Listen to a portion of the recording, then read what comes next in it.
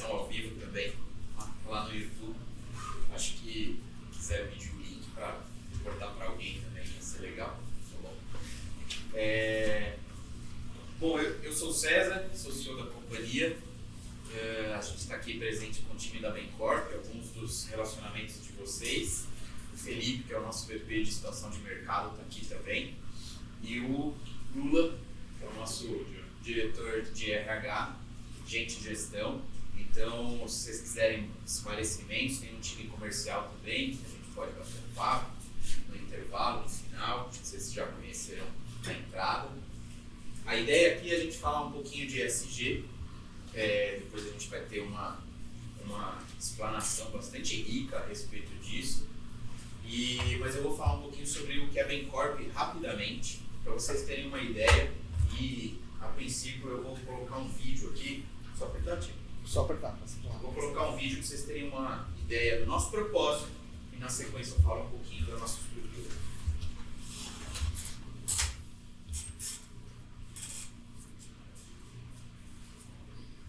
Mais um clique.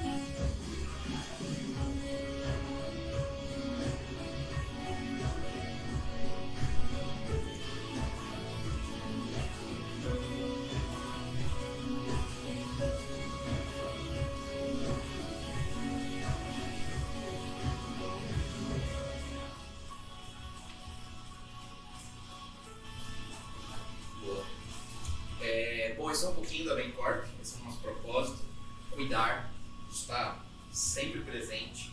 A gente quer ser a referência de saúde. Quando vocês pensarem em alguma questão relacionada à saúde, a gente sempre lembra de Bencorp, que a gente vai conseguir ajudar de alguma forma.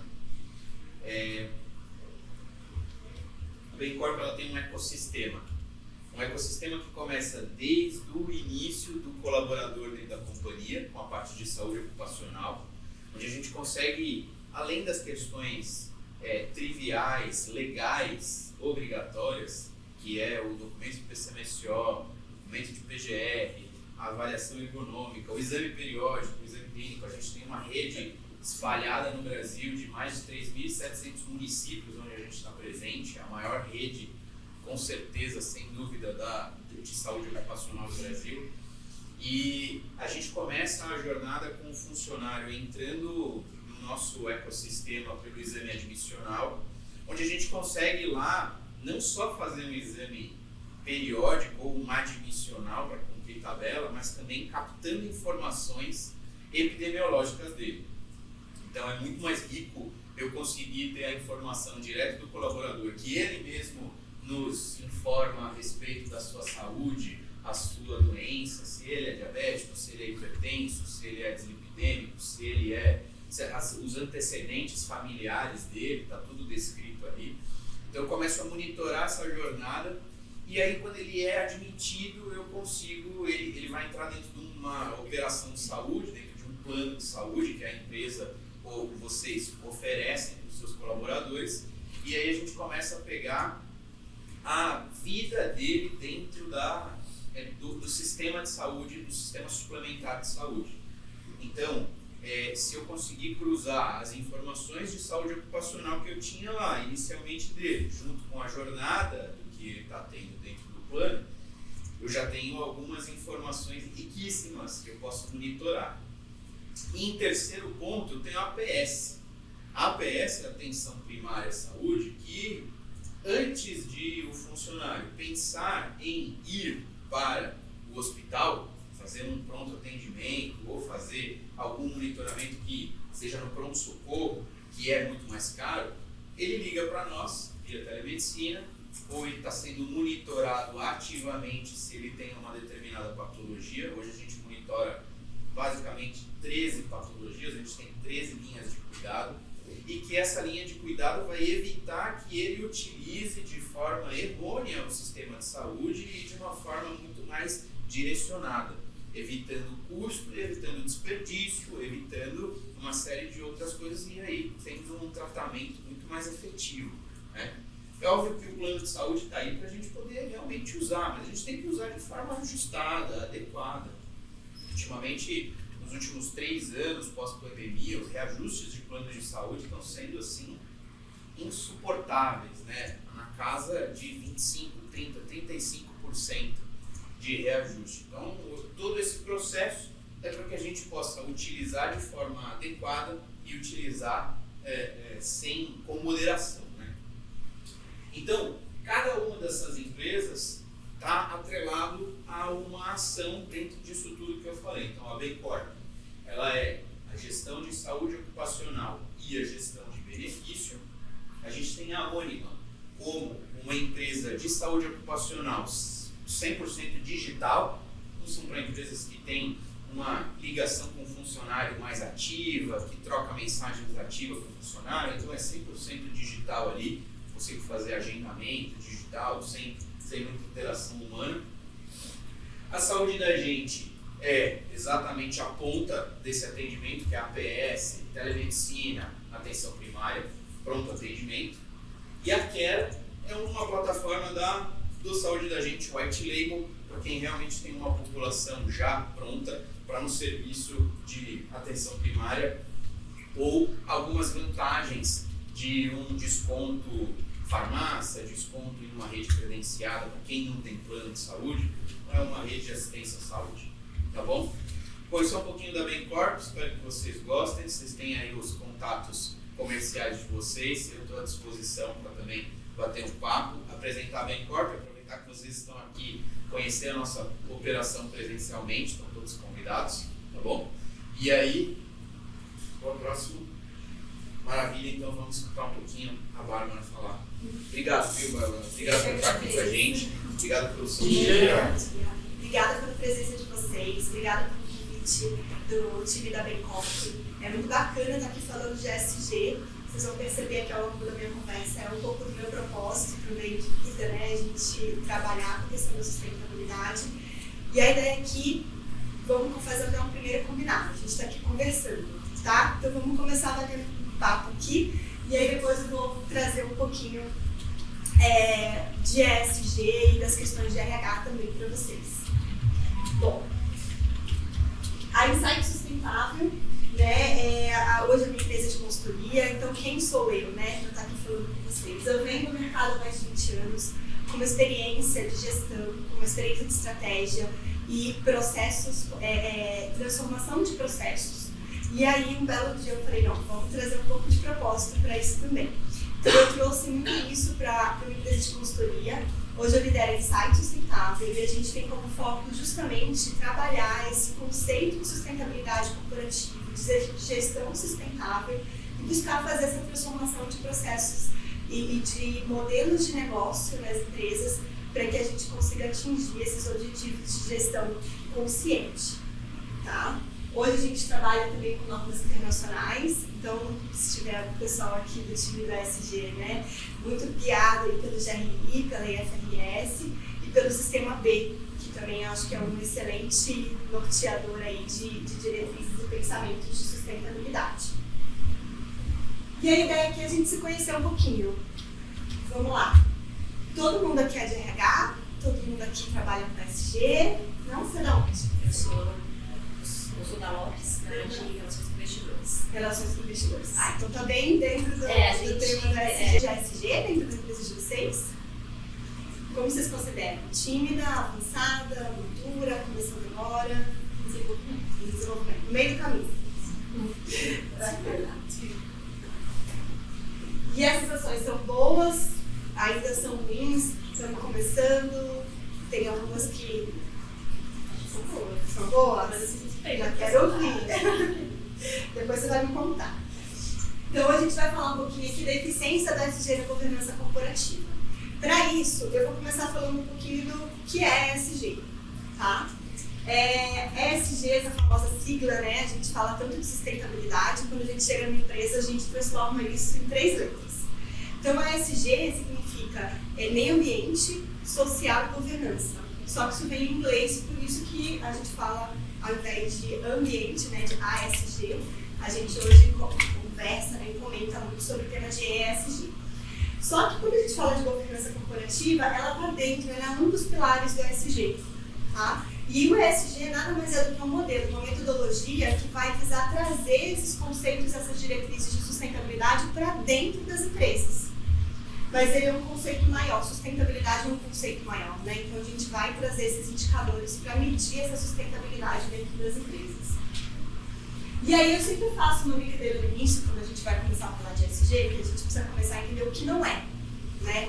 Acho que é um conceito muito novo no mercado e a gente vê muita coisa às vezes do que não é e depois a gente chega no que efetivamente vai se tornar um ESG baseado em toda essa metodologia, essa discussão internacional que a gente tem sobre o tema. Então o primeiro ponto que eu trago aqui ele é um pouco polêmico, né? A ESG, pessoal, não é filantropia. Tá? Por que eu quero falar sobre isso? E eu já vou me corrigir aqui. É muito bom quando as empresas têm ações de voluntariado, quando elas têm ações voltadas para apoio a instituições não governamentais, apoio a causas, mas a gente não pode reduzir o ESG a essas ações. Tá? Então, quando a gente fala de filantropia, óbvio que a gente está ajudando a sociedade de alguma forma, e isso também tem um retorno de valor para a empresa. Então a gente fala de reputação, a gente fala quando a gente tem programas de voluntariado, a gente fala de engajamento dos colaboradores, mas a gente precisa entender que isso não é 100% do social. Então a gente vai comentar um pouquinho o que é o conceito do social e aí a gente vai entender que se a nossa empresa hoje faz somente ações voltadas para a filantropia, é muito bacana, mas não é ESG. Tá? ESG também não é ativismo ambiental ou posição ideológica, né? Posicionamento político e ideológico. Isso a gente precisa estar claro, porque às vezes a gente dissocia tanto o ESG do desenvolvimento econômico que a gente acaba achando que ou a empresa dá lucro ou ela é sustentável. E a gente também precisa quebrar um pouco dessas barreiras. Tá? E o ESG não é reportes e taxonomia. Aqui, pessoal, eu vou reforçar bastante porque a gente tem hoje empresas muito preocupadas com os relatórios de sustentabilidade, com as adequações às normas, e elas às vezes dão mais atenção a isso do que as ações efetivas de sustentabilidade. Então vamos começar por transformar e aí reportar fica muito mais fácil depois que a gente transforma. Tá? E aí vocês vão falar para mim, tá, você falou tudo que não é. Então, o que é ESG? ESG, pessoal, é um modelo de gestão. Então, ele começa olhando o propósito da empresa, olhando como que a gente ajuda a sociedade, a gente entrega o nosso produto, o nosso serviço, ajudando a sociedade em alta. Né? Então, ele acaba sendo um modelo de gestão para que a gente dissemine esse pensamento ao longo da empresa, né? Ao longo de todo o processo. E qual o objetivo desse modelo de gestão? É estimular o desenvolvimento econômico. E aqui eu acho que a gente precisa quebrar uma barreira, né? Porque foi o que eu comentei um pouco no início da questão da posição ideológica. Pessoal, se a gente não fizer isso para que a empresa também dê lucro, não é ESG. Porque a parte de governança, ela vem justamente para quê? Para unir o econômico, ao ambiental e ao social. A gente não pode deixar esse pilar do econômico cair. Só que ela busca ter esse desenvolvimento econômico buscando não prejudicar o desenvolvimento ambiental e social do entorno ao qual ela está inserida. Então, ele vem trazer mais uma preocupação, que eu continuo tendo o objetivo de ter lucro, mas eu não posso, vou usar uma linguagem aqui mais informal, né? Eu não posso quebrar nada do âmbito ambiental e no âmbito social. E isso faz com que o conceito da sustentabilidade permeie sobre todas as áreas da companhia. Porque todo mundo está envolvido no processo de dar lucro, todo mundo está envolvido no processo de fazer aquela companhia crescer e, de alguma forma, todo mundo está usando recursos do mercado, seja recursos ambientais, seja recursos sociais, seja recursos econômicos, para fazer com que essa companhia ande, com que esse processo aconteça. Tá? E aí, aqui resumindo, né, ESG é sobre o desenvolvimento econômico sustentável, né, fazendo do planeta um lugar habitável para todas as gerações. E aí aquela frase famosa que a gente sempre ouve, né, que a gente não tem planeta B. Então a gente começar a olhar para as nossas práticas, olhar para o nosso dia a dia e conseguir trazer esse desenvolvimento econômico sem quebrar nada. Acho que esse é o objetivo principal. Entendendo um pouquinho, né, do que é esse conceito de ESG, por que a gente precisa fazer ESG? Então, me coloco aqui, né, no lugar de uma empresa que está lá focada em trazer lucro, focada em crescer. Por que eu faria ESG, além das questões óbvias e éticas que a gente já conversou um pouco aqui? Como que o mercado está nesse aspecto? Então, eu trouxe aqui a Anshan, que é a Câmara Americana, ela liberou o relatório dela há algumas semanas atrás, acho que 2-3 semanas, e ela trouxe uma visão das empresas pesquisadas que 51% das empresas entendem que o ESG é uma tendência que mais vai impactar os modelos de negócio nos próximos anos. E isso vem dentro do ESG, e um outro tema muito reforçado também nessa pesquisa é a inteligência artificial. E aí, pessoal, vamos falar de inteligência artificial, né? É uma ferramenta muito poderosa, que tem que ser usada com uma certa ética e com uma certa visão de conduta, senão ela também atrapalha o tema de governança. Então eu fiz questão de trazer aqui o tema da inteligência artificial, por quê? Porque ela também precisa ser vista aos olhos do ESG, aos olhos de compliance, aos olhos de ética, aos olhos até de uma auditoria, para se entender como que essa ferramenta está se desenvolvendo e para que ela está sendo utilizada dentro da organização. Tá? Outro dado importante que eu tenho aqui é 28% das empresas entendem que o ESG é um impulsionador de crescimento.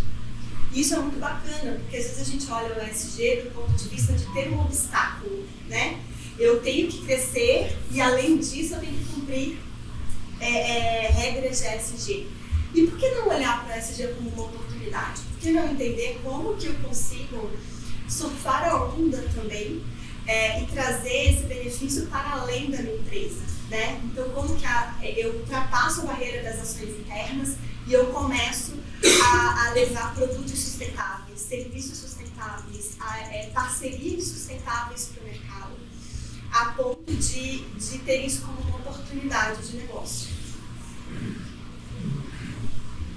Outro ponto importante que a gente olha muito é a visão de riscos, e aí eu trouxe também no relatório já desse ano a visão do Fórum Econômico Mundial.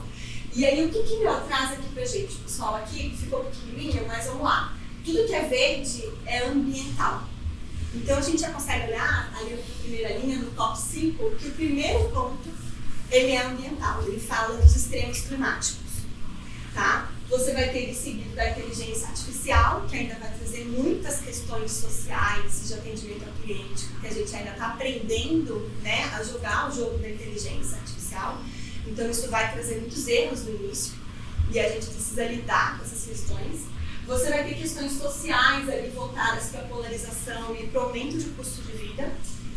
E aí eu trago muita questão do aumento de custo de vida relacionado aos extremos climáticos, que vão trazer inflação para os alimentos, vão trazer inflação para os transportes por conta da energia. Então, estão muito correlacionados a esses riscos. E o último seria a questão dos cyber-attacks, que também está super ligado por temas de governança, de LGPD, de como a gente lida com a segurança da informação que hoje está acontecendo nas nossas empresas. Mas acho que o mais importante aqui é vocês olharem os riscos, os top 10 dos próximos 2 anos e dos próximos 10 anos. O que isso traz para a gente na divisão prática, pessoal? 2 anos é a pauta do CEO, né? A gente tem aí uma visão média de 3 a 4 anos do CEO na posição dentro daquela empresa, é o tempo médio. E aí ele tem muito da visão estratégica dele, muito das diretrizes, das tomadas de decisão baseada em riscos. E os riscos nos próximos 2 anos são esses.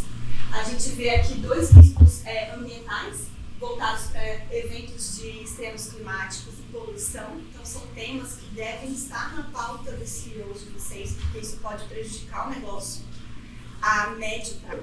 Errado, pessoal. Por quê? Porque para reportar em 27 é o que a gente viveu em 26.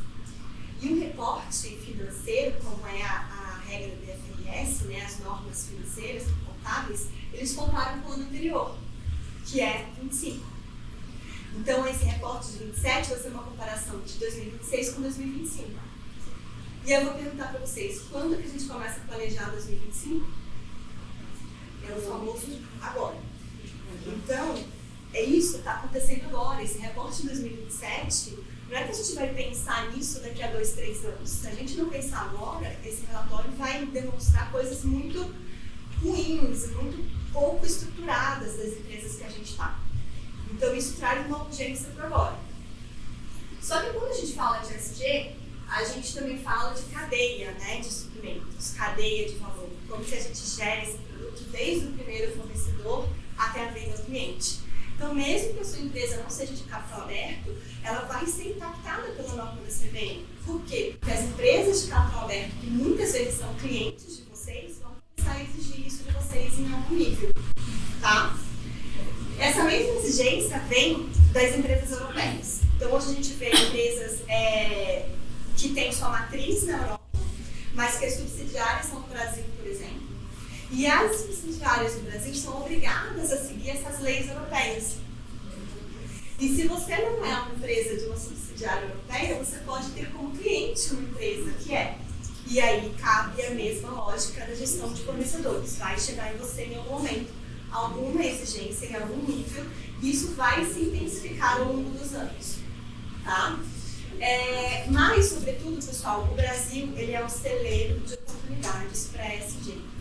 A gente tem uma matriz florestal enorme, a gente tem muitos estudos já crescendo voltados para a monetização das florestas em pé, ou seja, como que a gente consegue trazer investimentos para manter essas florestas em pé. E se as empresas daqui, e eu estou falando de território geográfico mesmo, se a gente souber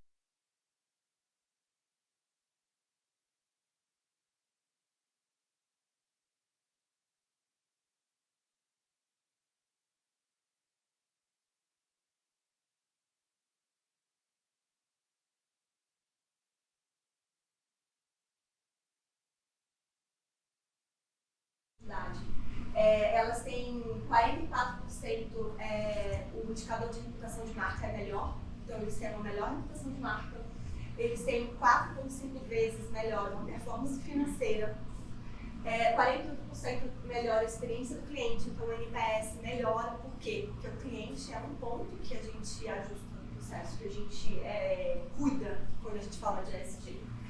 Eles têm mais do que o dobro, né? O indicador é melhor em termos de percepção do colaborador e 45% dos executivos veem uma perspectiva melhor de futuro da empresa.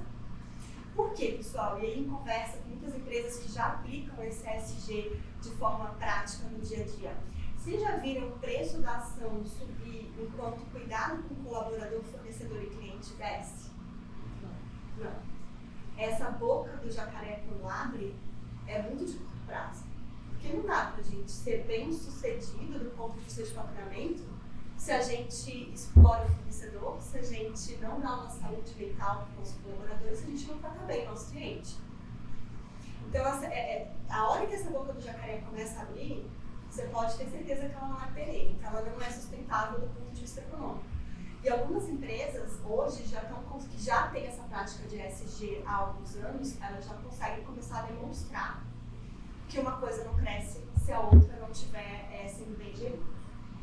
Tá? E aí aqui dos benefícios, né? Então a gente vai ter melhoria de imagem, vai ter melhoria de vantagem competitiva, vai ter ampliação de participação de mercado.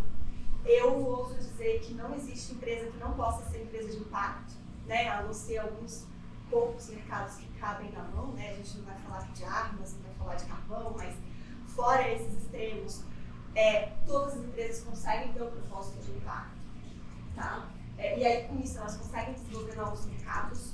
Você tem maior engajamento de colaboradores e clientes. Hoje já se tem comprovadamente um maior acesso a financiamentos, tá? Você já tem hoje títulos específicos voltados para a sustentabilidade, tanto do ponto de vista ambiental, quanto do ponto de vista social, quanto do ponto de vista de investimentos para você melhorar indicadores de ESG, que são os investimentos sustentáveis. Você consegue atrelar uma taxa de juros menor ao atingimento daquelas métricas de ESG que você estabeleceu. E eu ouço dizer aqui muitas vezes que redução de custo, porque ser sustentável é ser simples. Então, quando a gente simplifica o processo, a gente consegue, sim, reduzir custos. Vamos lá. E aí, eu sempre comento, né? Muitas pessoas ainda não veem esses benefícios do ESG no dia a dia. E eu sempre volto para a questão, será que a gente faz o ESG de forma correta a ponto de colher esses benefícios? Porque às vezes a gente não está fazendo ele de uma forma profunda. E aí por isso a gente não consegue ver os benefícios acontecendo. Então eu trago para vocês assim, o que é a empresa tradicional, né? Uma empresa tradicional hoje. É uma empresa que tem o seu produto definido e olha o que os seus stakeholders querem. Normalmente esses stakeholders estão limitados a clientes e acionistas, ou seja, desenvolvimento do pilar econômico. Vamos chamar isso de business as usual, é o nosso negócio atual, tradicional, que é o que a gente aprendeu na faculdade de economia, certo? Aí a gente começa a ter necessidade do que o planeta precisa, tanto do ponto de vista de pessoas, quanto do ponto de vista ecológico, né? E aí entrou o terceiro ponto nessa equação. Então o modelo de gestão está se alterando, porque hoje a gente deixa de ter 2 pontos e passa a ter 3 pontos nessa equação. E aí, o que as empresas começam a fazer? Elas começam a ver o que o planeta precisa e o que eu consigo entregar. E esquece do cliente. Alguém tem um exemplo disso? Eu tenho, só. Carro elétrico. Quem consegue hoje no Brasil ter uma vida saudável, sustentável com carro elétrico? Caríssimo. A gente não tem matriz, a gente não consegue ir daqui para o Rio de Janeiro de carro elétrico porque ele não tem autonomia. Então, é um produto que é ótimo para o planeta, que as organizações conseguem se adaptar para oferecer, mas e o cliente nessa história? Ele consegue viver com esse seu produto, né, de forma a longo prazo? Ele não consegue. Ou as empresas fazem de uma outra forma, elas veem que o cliente achou legal, o que o planeta achou legal e não atrelam isso ao negócio. E por isso que eu falei às vezes da filantropia.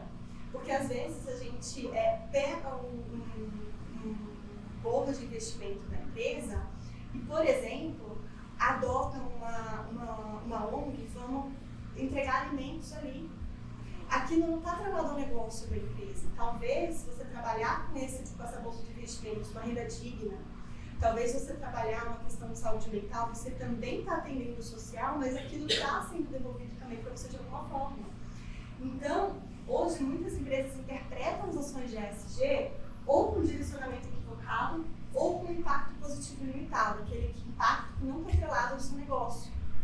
Só, pessoal, que ESG ele tem que estar no meio desses 3 posicionamentos. Se você não tiver o seu ESG, as suas ações de ESG no meio desses 3 pilares, ela não é sustentável, ela não é de longo prazo. Você pode ter uma troca, às vezes, de executivo, você pode ter, enfim, um redirecionamento da empresa e ela cai, porque ela não está trazendo valor também para o pilar econômico. Tem sentido?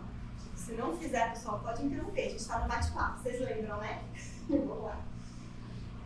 E aí, para quem é o ESG? Né? Isso aqui também são outras barreiras que a gente costuma ver. ESG, pessoal, é para pequenas, médias e grandes empresas. Tá? A gente, é mais barato você já nascer com o conceito de ESG, porque você esperava você ser um gigante para você fazer essa adaptação. Então, hoje, quando você pega empresas que têm matriz de petróleo, empresas que, às vezes, estão baseadas em práticas que são muito prejudiciais, o custo que você tem, o trabalho que você tem para mudar esse processo que já foi investido, que já foi estabelecido, é muito caro.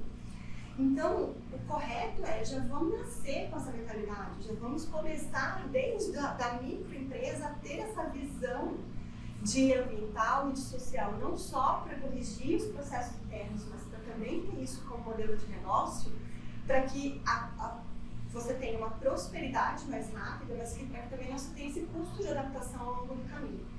Tá? E isso também vai te trazer diferencial de mercado. Hoje, para nós da área, né, tem alguns colegas aqui, infelizmente ainda é um diferencial de mercado. A gente gostaria que fosse padrão, né, que não fosse dessa forma, mas ele ainda é um motivo de diferenciação.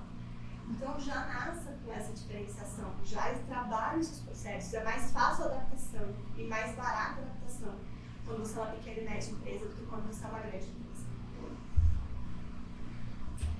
E aí outro tema que a gente escuta bastante também no mercado o ESG também é para empresas de impacto. O que é uma empresa de impacto, pessoal? Empresa de impacto é aquela que tem como seu core de negócio algo que já impacta o meio ambiente. Então, eu vou dar um exemplo. Empresas que trabalham com crédito de carbono. Né? Nossa, eu já sou ESG, porque o meu negócio é vender crédito de carbono. Mas faz sentido você vender crédito de carbono sem dar segurança do trabalho para as pessoas que estão na sua empresa? Não faz. Então não adianta você ter um produto que atenda ao mercado da ESG se a sua estrutura interna não atende a esse mercado. Você não pode ser internamente extrativista, mas entregar o crédito de carbono no mercado. Isso não é nem coerente com o discurso. Então a gente precisa olhar para dentro, entender como é que está a nossa gestão e as nossas diretrizes para que até o produto que a gente venda na ponta, ele tenha coerência, ele faça sentido para o mercado consumidor. E aí, por onde que a gente começa? Né? Acho que é a grande pergunta, né? Qual o primeiro passo que a gente dá? Aí eu trouxe aqui alguns princípios do ESG que vão valer para todas as empresas, de todos os segmentos, tá? Porque é o cerne da metodologia, é o centro da metodologia. ESG, pessoal, é gestão de stakeholder. É a gente gerir todos os grupos de interesse que impactam o nosso negócio. Aí eu falo para vocês, NPS. NPS é um tema de ESG, porque eu estou medindo como que eu estou impactando o meu cliente. Se o meu cliente ele é diretamente impactado pela minha empresa, certo? Se ele não está feliz, eu tenho um problema. Se o meu acionista não está feliz, eu tenho um problema. Mas se o meu fornecedor não está feliz, eu também tenho um problema. Se a sociedade onde está, o bairro onde está a minha empresa, se o bairro onde está, o local onde está a minha fábrica, se eu incomodo essa sociedade, eu também tenho um problema. Então, gerir stakeholders, alinhar a expectativa, criar diálogo, definir indicadores de como a gente metrifica esse impacto que a gente tem para esses grupos de interesse, é a base do ESG. Se vocês fizerem gestão de stakeholders, vocês estão fazendo ESG. E aí a gente vai olhando para riscos, né? E aí eu coloquei, vou até me próximo aqui, eu coloquei oportunidades, eu fiz questão de frisar, né? A gente, tecnicamente, a gente sabe que riscos, né, podem ser bons ou ruins, mas eu quis fazer questão, né, de trazer aqui a palavra oportunidade. Por quê? Porque a gente entender quais riscos a gente está colocando na sociedade e quais oportunidades a gente está colocando. Porque às vezes tem coisas que a gente faz que não são ruins, pelo contrário, elas melhoram o ambiente no qual a gente está inserido. E essa melhora precisa ser mapeada, precisa ser identificada, porque a gente pode potencializar isso. Tá? Quando a gente vai falar de normas, né, nos sistemas aí da administração são criadas normas para se regular a qualidade de como a gente está gerindo esse tema, eles vão falar muito da importância de você medir aonde você impacta negativamente. Porque a primeira regra é a gente não quebrar nada. Mas isso não impede que a gente potencialize ações muito positivas e comece a trazer isso de uma forma bacana para o mercado. Tá? E aí, quem são esses stakeholders? Eu já comentei aqui, né? Acionistas, clientes, colaboradores, fornecedores, governo, associações legais e a própria sociedade em geral, né? Então, quando a gente trabalha com desmatamento, a gente está estimulando a emissão de carbono, a gente não consegue nem nomear que sociedade é essa, porque não tem um nome específico. Mas a gente sabe que a gente está fazendo impacto ali.